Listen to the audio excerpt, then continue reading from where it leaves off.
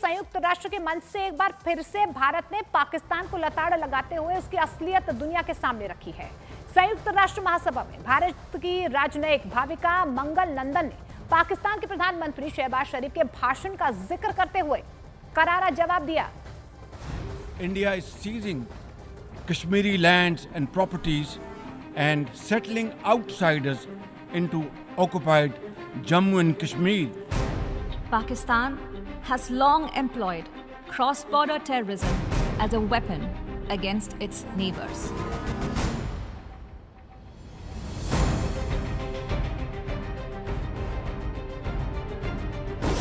डरा आतंकिस्तान, पीओके खो देगा पाकिस्तान। भारत का ऐलान, अब की बार साफ होगा पाकिस्तान।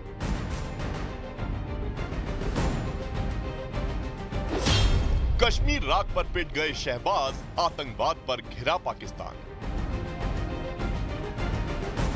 पाकिस्तान पीओके को लेकर बहुत डरा हुआ है। पाकिस्तान को डर है कि अब उसके हाथ से पीओके छिनने वाला है।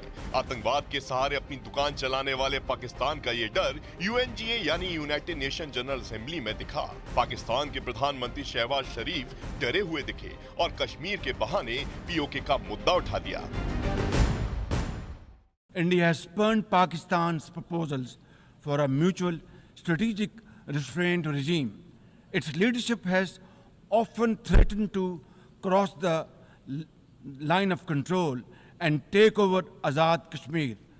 Ladies and gentlemen, Mr. President, let me state in no uncertain terms that Pakistan will respond most decisively to any Indian aggression.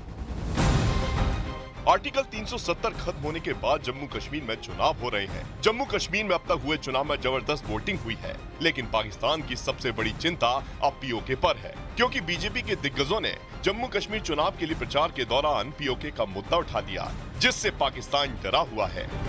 Rahul बाबा, आपका दादी के पिताजी जवाहरलाल नेहरू जी ने कश्मीर का एक हिस्सा पाकिस्तान को दे दिया। पाक ऑक्यूपाई कश्मीर पाकिस्तान को देने का काम किया है।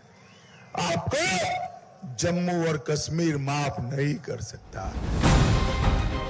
भारत ने पहले एक झटके में जम्मू कश्मीर से आर्टिकल 370 हटाया, अब चुनाव का वादा भी पूरा कर दिया और यही पाकिस्तान की सबसे बड़ी टेंशन है, क्योंकि पाकिस्तान को डर है कि अगर बीजेपी जम्मू कश्मीर में चुनाव जीती तो कहीं पीओके को भारत में शामिल करने का भी वादा पूरा न कर दे। एक तरफ भारत है और दूसरी तरफ पाकिस्तान है, रोटी के लाले पड़ रहे हैं। स्वाभाविक रूप से भिखमंगा पाकिस्तान आज अपने आप को नहीं संभाल पा रहा है। कहीं पर पाक अधिकृत कश्मीर उससे अलग होने की आवाज उठा रहा है। वो कह रहा है कि हमें भी तो अधिकार था जम्मू कश्मीर के चुनाव में भाग लेने का, और जम्मू कश्मीर के चुनाव के साथ पाक अधिकृत कश्मीर में भी, मुर्शिदाबाद में भी अगर चुनाव होता ना तो और अच्छा संदेश जाता।